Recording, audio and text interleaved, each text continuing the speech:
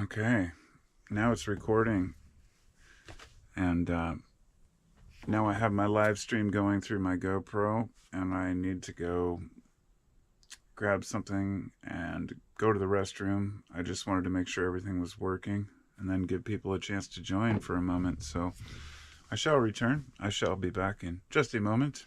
So, without further ado, be here now. Right now. And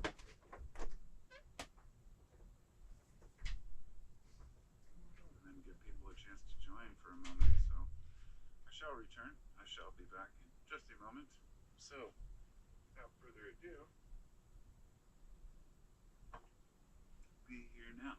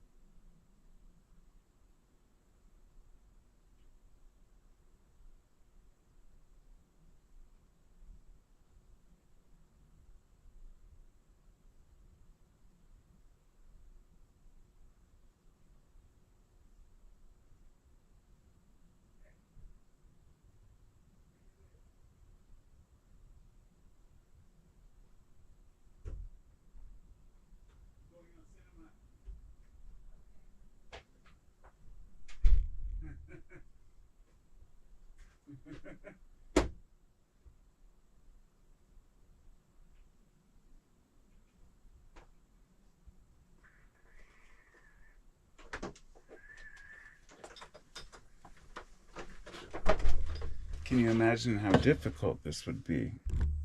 Is it not working?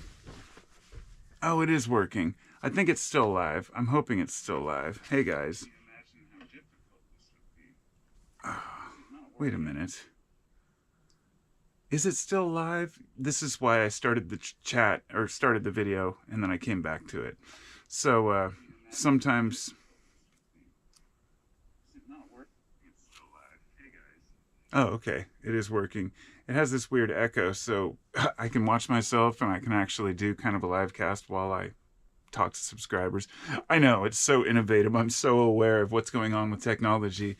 Let's just say I don't do a lot of this shit. And I've been doing live casts for, the last few years, but I do them spontaneously, inspirationally, when I feel like it, and I don't do them to try to promote any stupid bullshit, Bitcoin, or like, in other words, I don't have the intention to make money off of it, so I have an excuse to not make any videos for a while or make any live casts. And I have a lot of people who are like, you should make a live cast, but tell us when you're going to do it. And I'm sorry for the people who find it later and are like, you don't tell us. And I don't know when I'm going to make one. I try to plan them out, and sometimes I just don't feel up to it. So tonight, I'm kind of forcing myself to. It's Sunday. I often like to make a video on Sunday. With my, I guess I would choose the title Sunday School, but everybody's teaching their own viewpoints on things.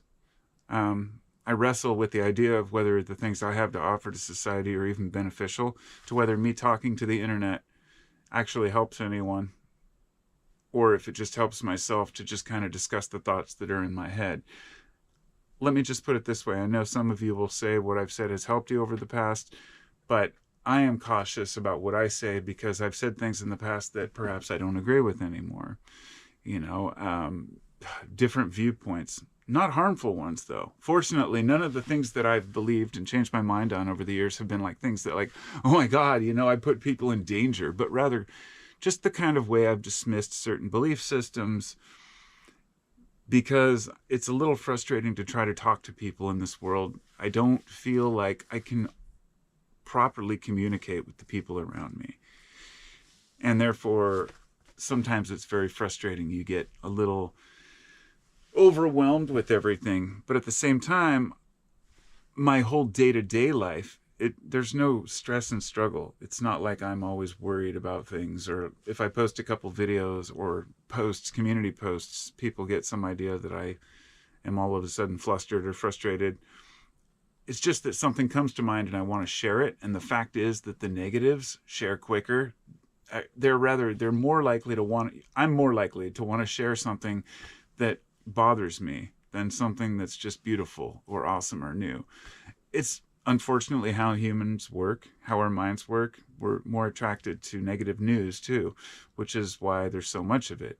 It's hard not to, admit that. If a lot of people want to deny that we get clicks if we make something controversial.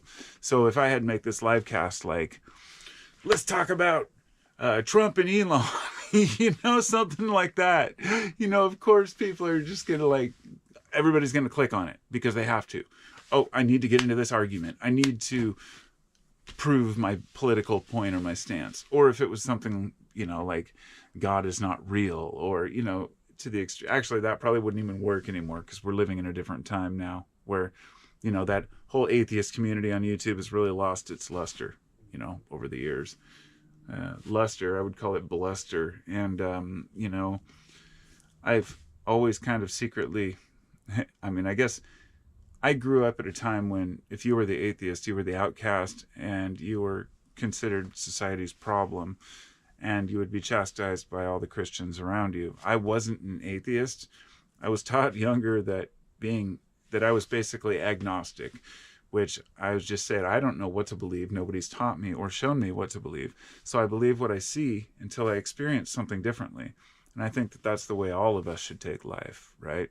We're not here to prove that we know anything more than the next guy. And when we try, we just sound stupid. I hate to say it, especially when, when people profess that they know the only one true truth or answer or religion. It's just, to me, just so absurd. I can't even argue it anymore. But it's not worth arguing in the first place, because when you truly find something that works for you, you don't need to prove it to the world. And so often I feel like I should just kind of like remain in my own world, which brings me to the Be Here Now. You see the title of this video was Be Here Now, but it's just because I think about this living in the now, living in the moment so often. But often also it's a book. It really, I had it sitting on my shelf there. It's actually called Be Here Now, and it's by Richard Alpert, aka Ram Dass.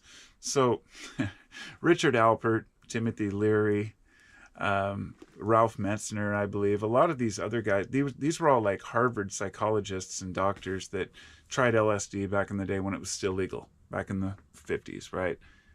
And just said, this is going to be an amazing substance that's going to change the world. A lot of them lost their jobs because it became controversial, and they refused to stop using it and giving it to people.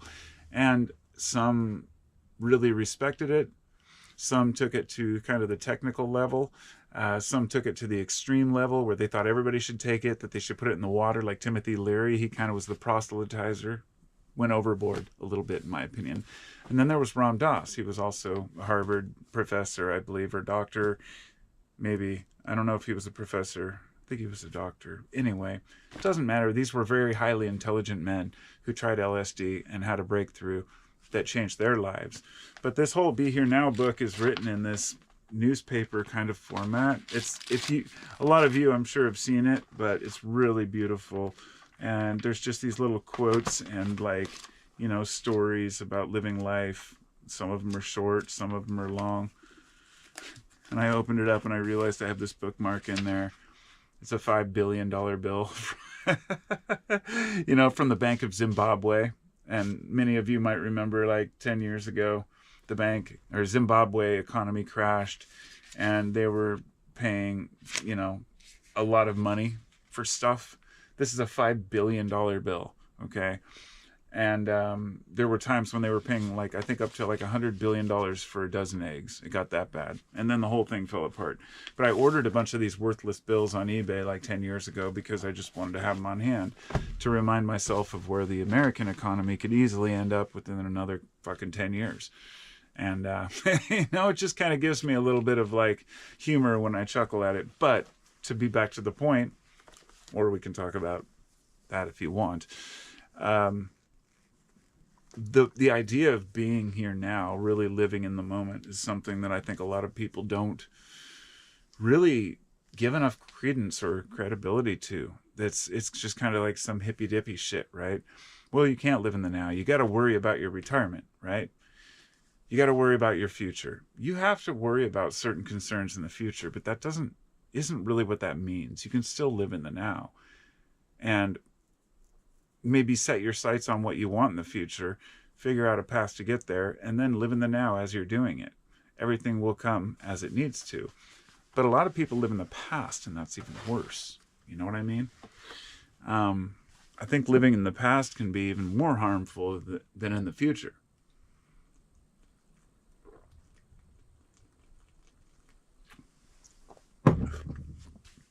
So let me stop and say hello to everybody. Wow, holy shit, there's already 21 people? No. Oh, wow, 21 people. Okay, hey, well, hello, everybody. It's good to see you all. For those who are saying hello, we got Chris. Hello, Chris. Hello, Tony Pony. It's good to see all of you. Ryan Lawrence, good to see you. Not one person has the full truth, says Tony. Much agreed on that, brother. Never seen a book like it. All right, cool. I think I've caught up. Good. And like I say, if you're new to the channel, a friend of the channel, it doesn't matter. Leave a comment. I try to respond to everybody, and I'm here to chat because I won't be here for more than an hour or two. And really, this is as much for me as it is for, well, I guess it's all for me, right? It's my channel. It's that would sound kind of arrogant, because the truth is, a lot of guys who do live casts, they have some theme or something that they talk about every time, right? My channel has always been just kind of up in the air and random, and I don't have somebody else to bounce ideas off of. And I've really been thinking about doing a live cast this year where I share it with friends of mine. And HRC says, Jennifer Lopez. Okay. Sorry, I thought of South Park. I want to do this channel with somebody else. I'd like to do it and with somebody who's serious. There's probably a couple people that I could do it with, but I don't think that our ideas and our interests would mesh enough to make it worthwhile.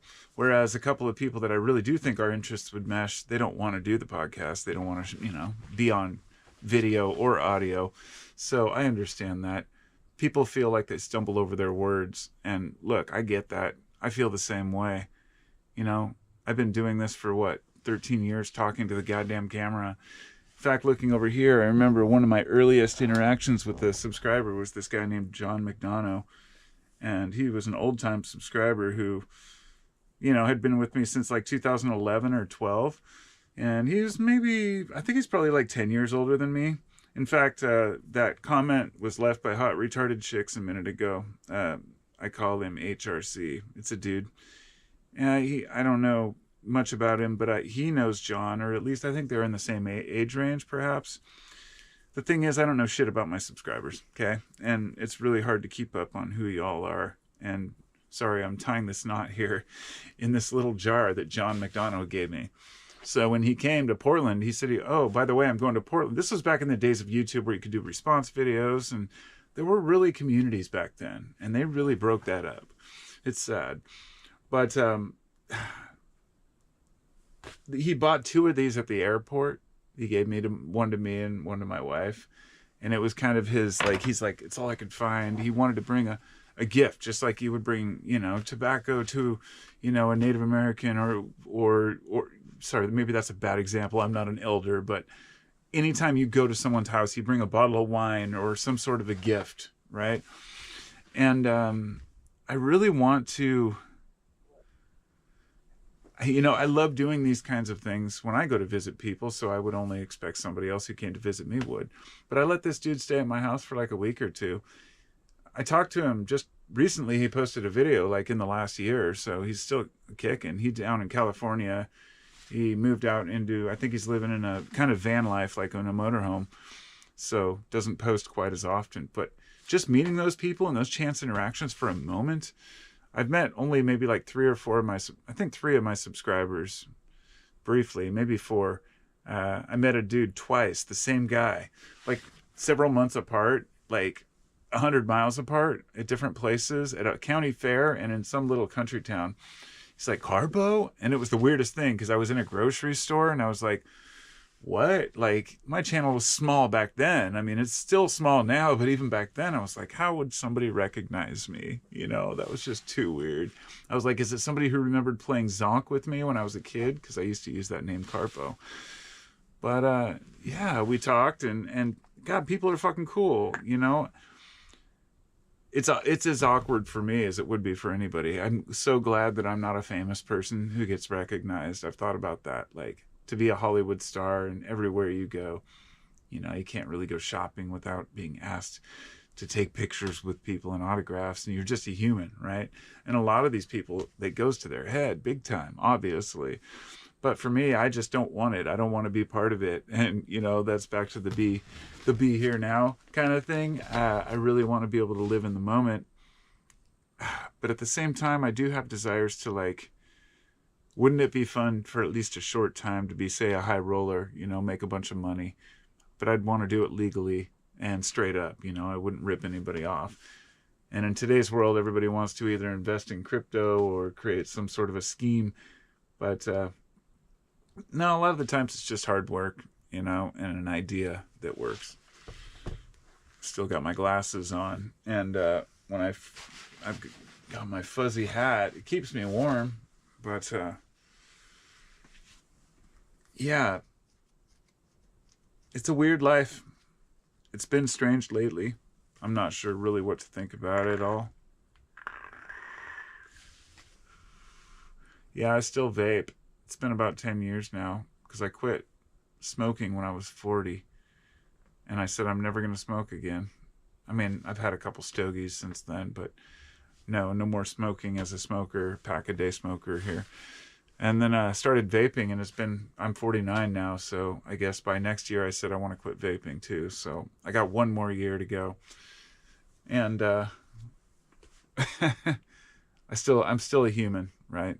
You know, just trying to live in the now, which means why look to tomorrow? What might happen when, the future comes? Of course, I always think about it. My father, my grandfather, my grandmother, 2 of them died from cancer, different types of cancer. And so naturally I've thought about it. When I was 42, and my dad had died, at 42. So when I was that age, I thought, man, oh shit, holy shit, he was young. 42 is nothing. Like, I have so much more to do in this life, in this world, But ultimately we go when we go, right? Can't change that shit. Continue saying hello to people here for a moment. Hello, Blake. It's good to see you too. Hello, Jada. Nice. See, she had a lucid dream the other night. Lucid dreams are fascinating. I'd love to talk about that sometime in detail. I've had some wild ones. I used to practice lucid dreaming, and at least once or twice a week I could, manifest things in my dream and fly, and I was practicing flying, and I'd get a little further each time. It's a really strange thing. It's almost as if it's a real place, but I suppose it's as real as any other. But I'm not going to go into that one. As he says, being awake isn't much different. Yeah, that's exactly right. That's what I was just saying. Yeah, your brain is formulating reality. That's the thing. And your eyes make sense of the universe around you. So reality is basically what you're experiencing. And dreams are something that are difficult to express. There's a book called The Art of Dreaming by Carlos Castaneda. I always found it a really good one. And one called Creative Dreaming by Pamela Ball and somebody else. And that's the one that taught me lucid dreaming. And I'd wake up and read about it at like 5 a.m, then go back to sleep. And it's fresh in your brain after reading for a half hour. It's weird, but that's part of the process in there. They're like, wake up and then read about it and think about it and go to sleep saying, I will remember my dreams. And you do. I've been having extremely apocalyptic dreams lately, like intense ones. And this has been ongoing for a couple of years, but they've been getting closer and closer together. And I made a couple of videos where I mentioned it, but I haven't really talked about it because I can't. It's just so intense. I've had everything from, firestorms to alien invasions to earthquakes, you name it, forest fires. Usually I'm in a vehicle trying to get somewhere or trying to find my vehicle and get out of somewhere. And it's just, I don't have nightmares per se, but it seems like there's always some intensity in my dreams where I have to get to somewhere or do something or find my way out of this building, which it's not like I'm rushing. It's just, I don't know which rooms go to which rooms and how to get there. But it's more than that. It's only you can decipher these things. And I've come to the conclusions that I need to about why I have them. But I'm still trying to figure out some of the finer details. So hello, Wind War Attack. It's good to see you as well. And Jesse Couture, hello, my friend. And the Pool Farm. What up, Carpo? Thank you, my friends. So yeah, I appreciate you all being here. As I said before, I don't do live casts very often, but when I do, I like to just shoot the shit and talk about whatever people want to talk about. And, I generally have kind of my own itinerary in mind, but I don't feel like I'm worthy, if you will, of like coming out and just saying, I want to talk about this, because when I have, say, that many people, even a group of a dozen and a couple dozen people, like, what are other people interested in? Like, I'm smart enough to know that what I talk about isn't always what people are interested in. And that's why I forget to mention that it's open forum. Like, if you have a question, ask a question, because not of me as if I have the answer to your shit. I don't. But I like to talk about these same things. There's so much going on right now in the world. There's so much going on worldwide and in my country alone that I don't even know really how to address it. And I'm not just talking about the surface politics. The media would have you think that the end of the world's coming because Trump has made all these tariffs or whatever. You know, I'm not even going to get into it because it's the issue with the American economy. We've been in trouble for a long time, and I really understand politics in America. I understand extreme voting. I also understand how when Rome fell apart, we had the same issues going on. And what happened to the leadership? When you find out what happens to the wealthy class when the shit really starts to hit the fan, they withdraw and they hoard what they have. This is kind of a well-known phenomenon, and the people are the ones that pay the price. We get squeezed like lemons, and that's what's happening to people like you and me. Like when I go to work every day and work hard to make my money and sit in traffic and deal with all the bullshit to be a normal human being, and then find out that my paycheck had like 30% taken out after you consider, going and buying all the different things you need, gas and taxes and deposits on various things. It's, as long as people are taken care of, that's not a big problem. Like, I believe taxes can be beneficial when the people, get what they pay for, if you will. But I don't think we are. I don't think we're getting what we pay for at all right now. So, anyway, I won't go too much further into that, but I guess I could. The thing is, I know we're not idiots, but I know we're all idiots in our own way. And I know that there's shit going on that we all don't understand as a whole, but also as individuals. That there are certain aspects that when we talk to people, they might know a hell of a lot about some tax law that we've never even heard of. Whereas we might know a lot about, some specific way that Congress works or the Senate.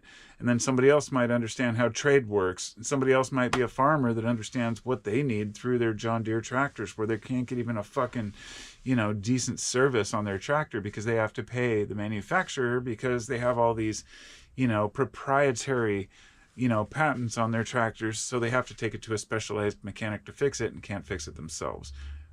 It's kind of the, right to repair movement. If you've never heard of the right to repair movement, that's probably part of the problem, because everybody should understand that one. The idea that your cell phone and everything else is made not just to fail, that's part of it. That's called planned obsolescence. But some of the components are made, the weakest points to fail. This is a well-known phenomenon. They've done it in automobiles as well for a long time. To what degree, that depends on the person, the manufacturer. But we know that things were built well at one time and they lasted. Shit, there's still cars from the 60s driving around. You don't see Geo Metros driving around anymore. Some cars just don't last the test of time because they're designed to be disposable. Well, your cell phone's the same way. And then there's people lining up to buy the latest one. And, you send it to Apple, they've got all the proprietary shit and they can just fucking swap it out, move the parts to something else. But really, they don't care about that because it's so cheap for them to make one. They just manufacture the newest model that has really no change to it. Maybe a slight difference to the megapixels on the camera, which you will never notice unless you blow a fucking poster up. So, yeah, it's ridiculous. Consumer culture just has my head spinning as to why people buy into this shit. But also this promise of some bright future where we're going to have all the technology that we possibly need. I already see resistance to AI and to robotics. Some of it just ignorant, but a lot of it reasonable, in the sense that we do need to do certain things ourselves. Sure, you could get a robot that would do your dishes. You could get a robot that would do, basic house chores for you. That's great. I think that might be very, very useful. But do you really need to build robots that are going to go out and, say, replace fucking carpenters or people who do certain specific jobs where you really got to be hands-on? And I don't know, I feel like that's going to be the case, but at the same time, there's still going to be enough people who desire human-to-human contact. But it might not be the norm. I don't know. It's kind of creepy.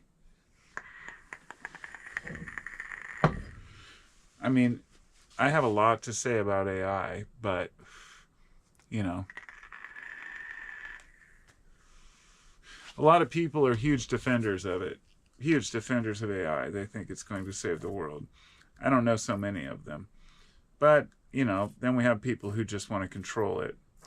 You know, Elon Musk was really pissed at he's suing, like, OpenAI. Musk is, because, you know, of course, the richest man in the world is suing OpenAI because he wanted to be the first, wanted to be part of it. I know there's more to it, but he was part of it originally, and he's, you know, they said that they were going to be open source, but then they weren't. And then last week, DeepSeek came out. It was the Chinese AI fucking that just is blowing everybody out of the water. Nvidia dropped like fucking $600 billion, you know, like I think it was like $750 billion their value dropped in like a day. This shit happens when somebody else innovates shit for cheaper, regardless of the truth and how much it costs to make it. The point is that there's rivals and there's rivalry, and that a lot of these AI people are just in it to make a buck, and they put it out for free, like DeepSeek. I already downloaded it. I don't know if it's still available, because I heard they only made it available for Chinese phone numbers at this point. But I signed up when I first heard about it. And look, today I asked DeepSeek the best AI question I could, you know, muster. I said, what are the comparisons behind the story of the Emperor Wears No Clothes and Donald Trump? And let me say, I was tempted to post it because it's long. It broke it down into 5 categories, everything from the 2 con men who fooled the guy into thinking he had clothes, to why the people denied that he didn't have clothes, to even his close advisors who wouldn't tell him the truth, and then down to the kid who finally exposed it, and then a conclusion. And I thought it was so well written. I was like, holy shit, because I've used AI several times over the last couple of years, back to Mid-Journey and some of the pictures it made, which were a little hokey, but good. But the writing is superb. Like, some of it, it's not like human grade. Like, it's not going to be the top quality what you would expect from a human. But a lot of it's really hard to tell the difference when it's factual and informational. And it laid it out in such detail. Maybe I'll share it with you all if you want. Tell you what, I'll post what it said for me on the Patreon page for my patrons. We'll do it that way. And maybe I'll post it on YouTube too. But I don't post as much political shit on YouTube because I don't want to fucking get people who are all pissy and butthurt about talking about anything. People get so hurt by things. It's not because I want them or don't want them to unsubscribe or lose their support. It's because I don't want to hurt people's feelings, because I like people. And I know that people mean well. And most people, there are a lot of folks out there who really think that America's doomed if, you know, a Democrat wins or something. I'm like, look, I don't think we're doomed ever. But if we are going to be doomed, it's going to come from a direction that you and I don't expect. And that's just how it works. It's always the unexpected. Comes out of nowhere. And it's probably going to be something that brings us all together. Not like COVID or some shit, but maybe a major disaster that brings all people together and forces us to be human for a while. And with the technology we have and the connections we have, it wouldn't be like in the past where we're cut off from the rest of the world. It would be like, holy shit, we're completely in touch with each other. How do we deal with this? Like during COVID, people's attitudes changed a lot. With being locked down was one of the most horrific things that has ever been done to the people. I have strong opinions about that, and I'm definitely in the future going to talk about that. But yeah, I don't even want to get into that one, because I feel like you talk about COVID. I already had my shit flagged for misinformation like twice. My channel got deleted for a while when I was talking about it, mentioning the potential for a lab leak, something like that, because it's so weird that everything I say on this live cast gets sent through a central computer. AI processes everything, right? Because keywords are found all the time online and deleted through either typing or speaking. Happens all the time.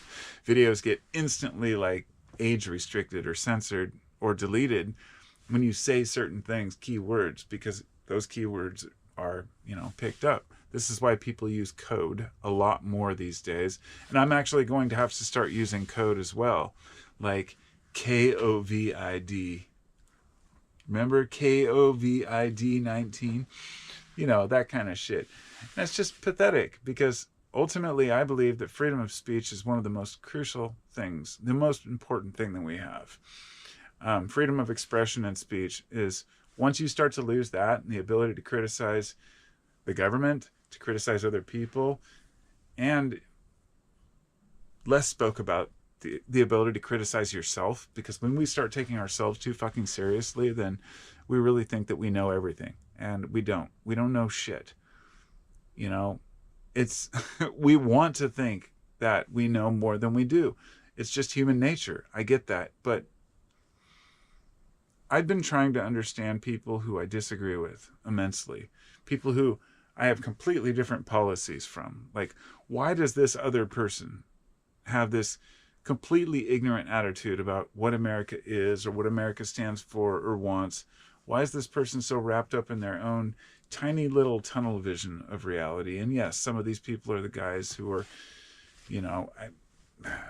not to, God damn it. See, if I start giving you an image of it, you're going to already know what I'm talking about, and you'll say, that's judgmental. The redneck attitude. No, it's not just a redneck. There's a lot of smart fucking rednecks out there, and it has nothing to do with somebody who lives in Appalachians. I had this argument with somebody from down south online because they called me out years ago about talking shit about the South and, dumbasses, because it was a while back and I really was kind of ignorant about certain places in America. I've since learned that, a lot has changed, and also a lot more people have gone out and visited these places. So we have a better example of that. Maybe it is the city folk who are fucked up, right? You see, maybe it is the liberal cities and the liberal people. I'm not saying it is. I'm saying that maybe we're all part of the problem in our own way. But we need to live the way we live for our environment. In the country, you need to be a little more conservative because you got to survive, right? In the city, you got to be a little more liberal because you got to be able to tolerate people. If people could see it this simply and understand why the cities are more liberal and the country is more conservative, maybe we can move past our stupid shit. Do you think?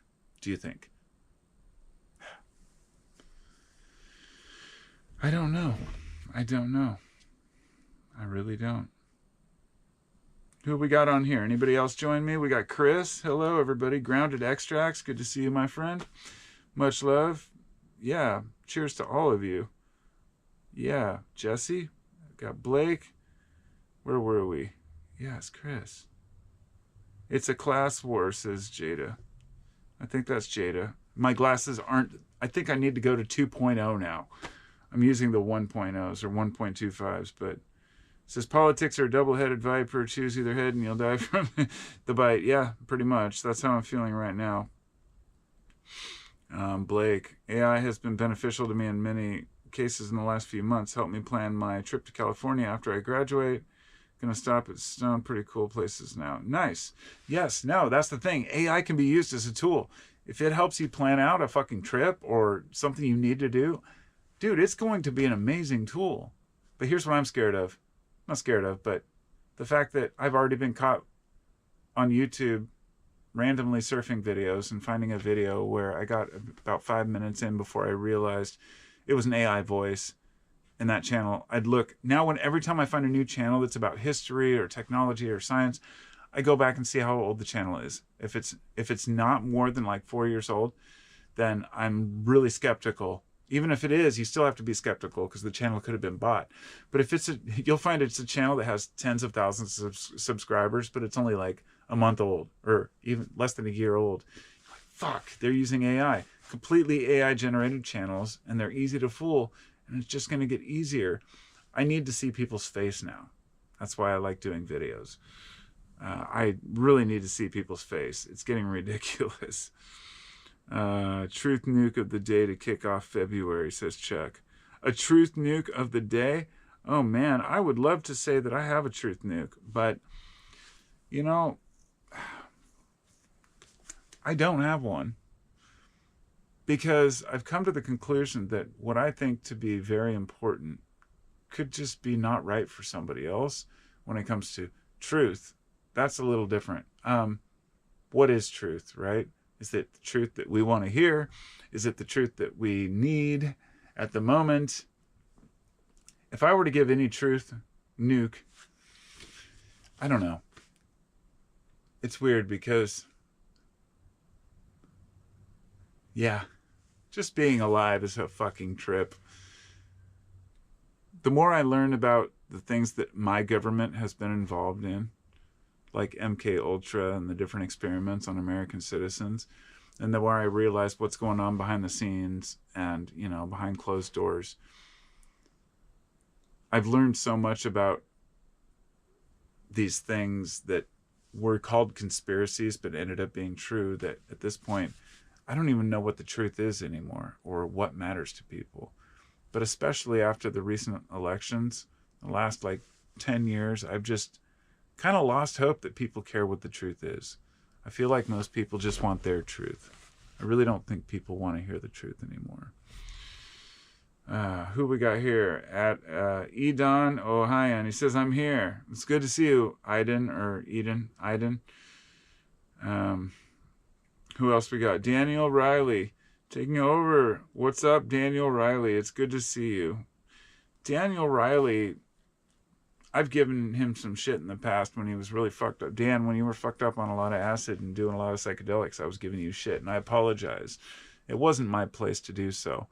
But I remember calling you out for commenting too much once, and I felt bad for that. I'm like, dude, I love comments. I love it when people talk. It was just because I felt like you were getting too high too often, and I was like, this young guy's going to fry his brain. He's going to fuck himself up because I have seen it done, and I didn't want you to fuck yourself up. So I'm glad that you're still around. I'm glad that you're still a subscriber. I think Dan's been commenting since back in 2012 and shit. So much love, dude. You were like fucking 16, 15 or some shit when I first saw you commenting. So, yeah, it's good to see you, Mo. Good to see you. Who we got? Everagus. I'm from the South. Preach. Well, that's the thing. It's kind of like when people say red states, blue states, right? What the fuck does that even mean? A lot of these states are like so close that they have presidents visiting them to try to get people to vote for them. Why? Because they may lean one direction in the state, but that still means at least a large percentage, well over 40% probably, are still liberal, even if the other side's conservative. That's a big difference. There could be a 10-point difference maybe. I don't know what the numbers are, but think about it. People are still people. Your neighbor might still be a different voter. Only recently have we had people running over and destroying each other's fucking lawn, like signs for Biden or for Trump, and like running over people's signs, and it's just become so fucking petty.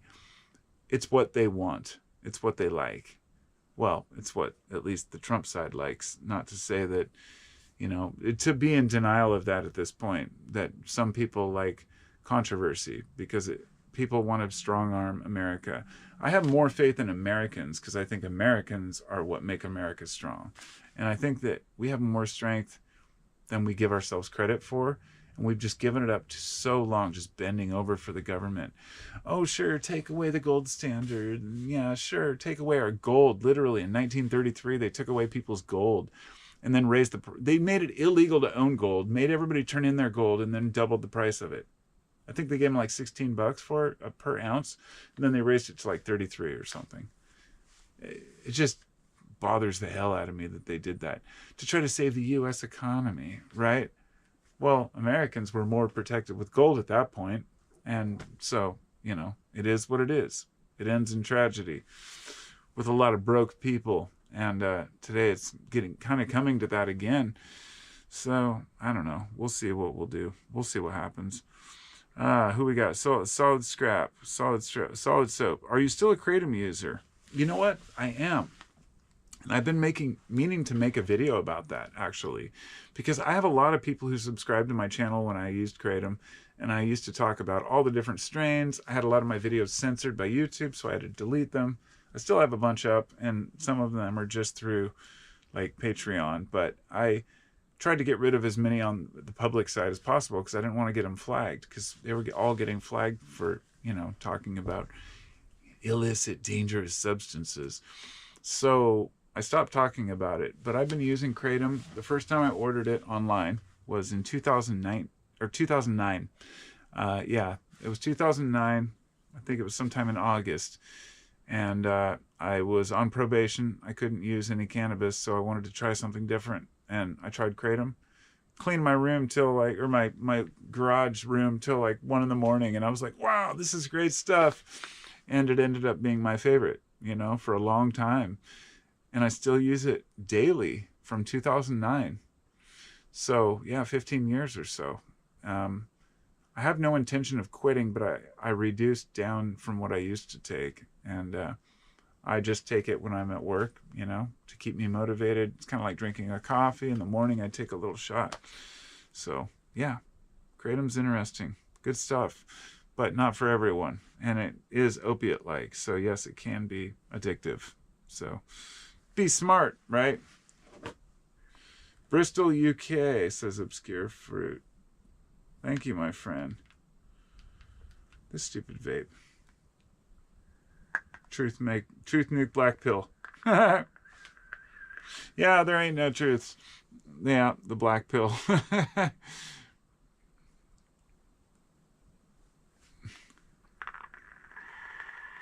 Obscure Fruit. I feel it daunting to us too.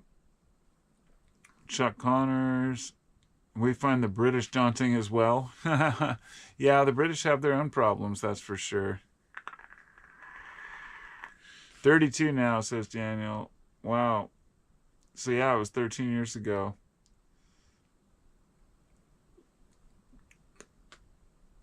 Yeah, it's funny, people talking about the UK and the difference between the US. Okay, here's from a US perspective, okay. A lot of us in the US think of the UK people as very Monty Python-esque. I can't think of a better example. Very dry in the humor, almost too sarcastic.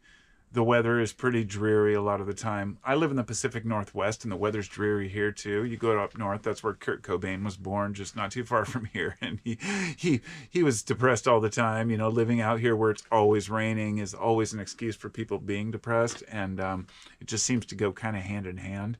But there seems to be also a more of a positive kind of underground scene here. That's very intense, and that's how I feel about the UK too.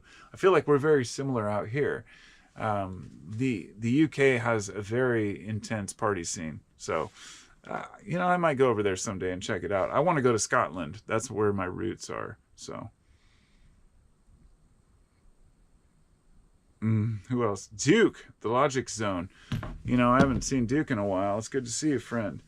He's a fellow guitarist, a fellow YouTuber who I haven't seen you making videos in a while, but maybe you're still making them. If somebody identifies with the perception to tell them the truth, it disturbs their dopamine pathway. That's interesting. I'd have to look into that. I believe it. Yes, I think, well, here's, and you point on something important about truth. If you tell somebody something they don't want to hear, they get pissed at you and they blame you as the messenger. This is obvious. And I've come across this so often that I should know better, but I still don't. I still call people out and say, you're wrong. This is... For example, I had a conversation with somebody earlier and I could have said nothing, but I can't help it. But point out, you're being stubborn or you're being ignorant about this, because people don't want to be wrong about things.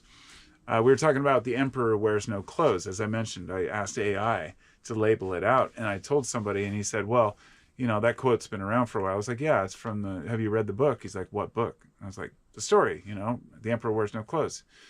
And I was explaining how, well, it's important to know the story because you need to know the full context. And they said, agree to disagree. I was like, okay, well, it's important, I think, that you know that there's actually a full story behind this with the two thieves the two con men and the child who discovers that the emperor is wearing no clothes, the only one willing to admit it. If you don't know the story, I'm just blabbing and you don't know what I'm talking about. But it's it's not that people do it on purpose. They just don't want to not know something. It's not even being wrong. I've found this all the time talking with people. They just don't want to know something new at a certain time. They might feel threatened. And I do it too. Somebody might teach me something and I don't realize till later when I think about the text or the message, like, oh, well, fuck, they're right. Yeah, actually, I needed to know that, or that was an important part of the context. But we're defensive against being wrong about things. And it just cracks me up that we do that as humans, you know? So, yeah, as you said, people don't want to be wrong. People identify with their own truths, and all of that kind of falls into that category of brain. Yeah. How the brain operates, right?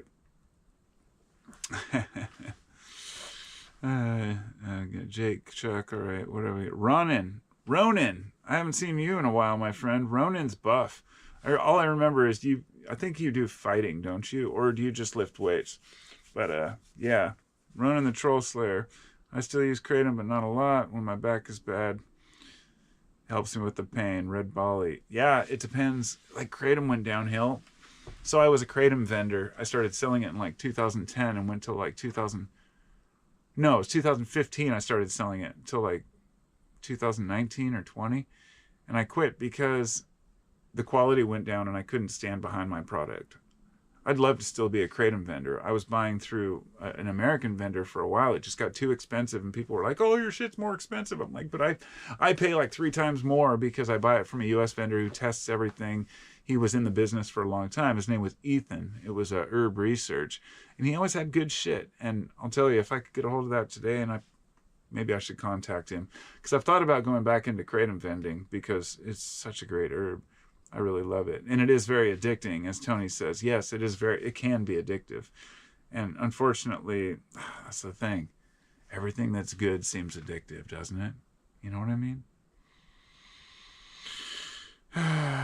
England is basically Portland.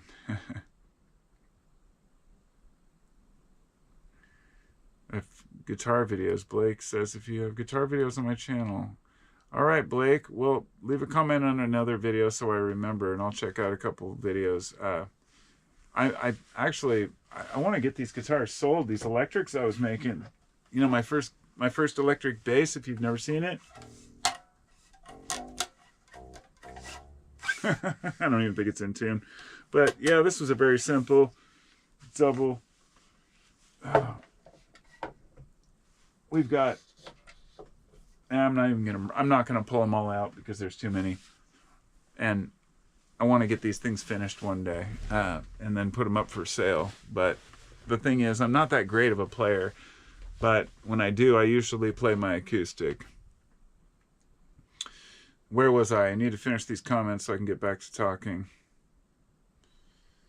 All right, here we are. Okay, is Kratom an opiate? I swear. It's very similar to opiates. Can you sing us a lullaby on your guitar?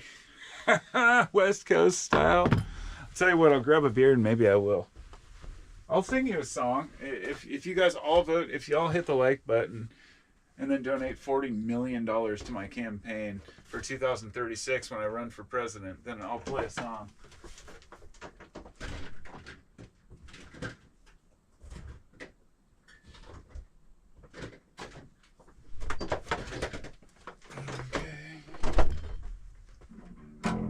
I have the acoustic bass over there. I could play the acoustic bass, but I don't know. There's 52 people on here, or is that just 52 messages? Now I'm confused because I can't play for 52 people. That would actually too much bother me. I would be too scared because I wouldn't know what to do. I have a 12 string. Should I get the 12 string? No. It just doesn't sound right. I need to get my regular guitar. So I have a 12-string acoustic that my son bought, and then I have another acoustic that I've had since I was like 18. And then I have this acoustic bass that my buddy gave it to me because he never played it. But you can't really play a song on bass.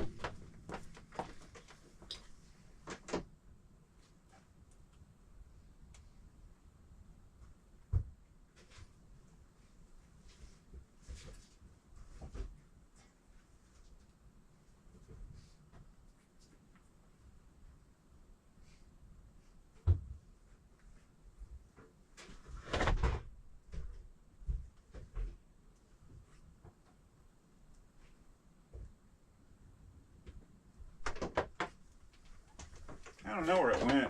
I don't know if I can. Hey, I think I moved it to a soft case. Totally forgot about that. So when I was like, I don't know, about 14 years old.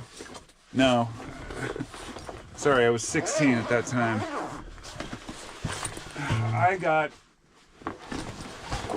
high on acid with a friend of mine, Mike, and we caught the TriMet bus, ditched school, I think, went down to a guitar store in Oregon City on the bus, got out, and I walked in and I bought this guitar. Not this one, but one that had like, it was the hummingbird pattern from like a Gibson, but it was a generic guitar. I didn't know better. So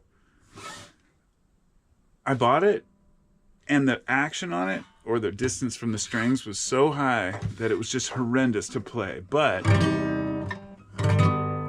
when I finally learned to play it, it was such a nice guitar to have, because it trained my fingers to play the worst guitar ever.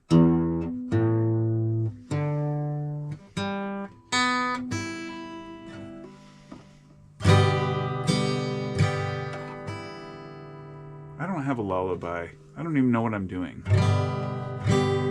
No.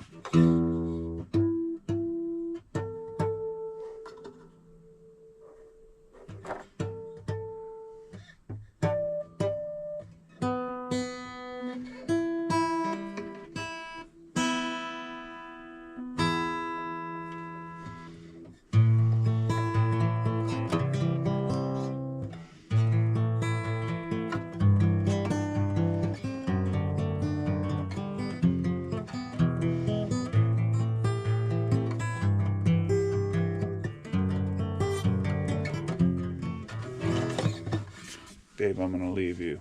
It's a great song. Or if you asked for it, I'm not gonna do it.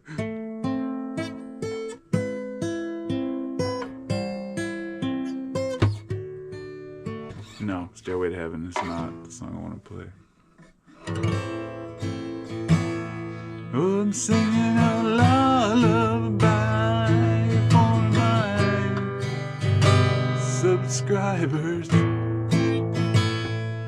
Singing a lullaby, it's horrible 'cause I'm high. It's for my subscribers.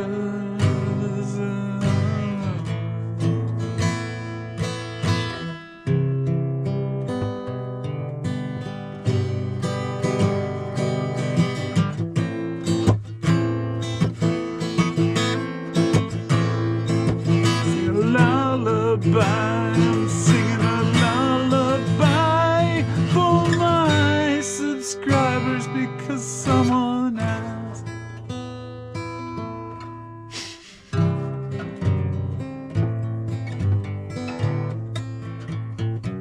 Alright, I'm just wasting your time at this point. I haven't played guitar in really like several months.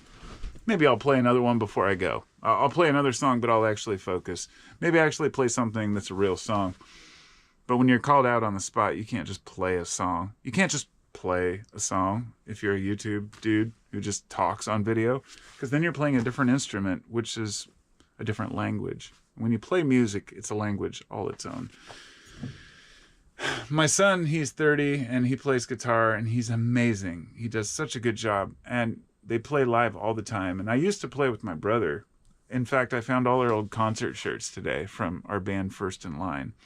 It was dope. It was a dope band. It was fun to play.